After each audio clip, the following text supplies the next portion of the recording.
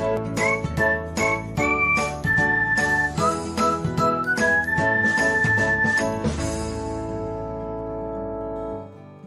everyone, welcome back to another episode of Technologyglance.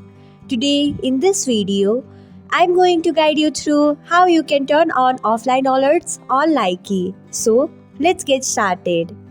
Firstly, open Likee app in a device, then tap on profile icon, next tap on three dots icon, after that tap on settings, next tap on notifications, then scroll until you find message notifications, then tap on it, then tap on offline alerts. So this is how you can turn on offline alerts on Likee.